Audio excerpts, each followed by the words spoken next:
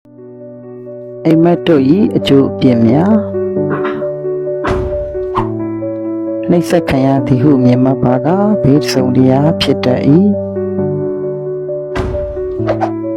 အစင်းလာသောကတော်မျိုးသမီးကိုမြင်မှတ်ပါကကောင်းကျိုးဖြစ်ထွန်းတတ်၏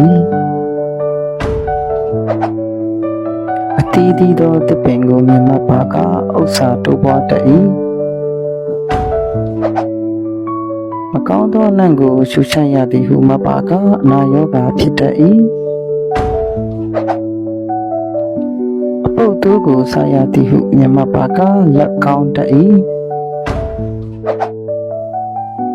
လူအပြင်သို့ထွက်သည်ဟုမြင်မှတ်ပါကကြော်စောထင်ရှားတတ်၏အိုမဲလိမ့်ကြံရသည်ဟုမြင်မှတ်ပါကမကောင်းတာဖြစ်တတ်၏ဥထုပ်ဆောင်ရသည်ဟုမြင်မှတ်ပါကချမ်းသာတတ်၏လူကောင်းဖို့ရှိသည်ဟုမြင်မှတ်ပါကဖျားနာတတ်၏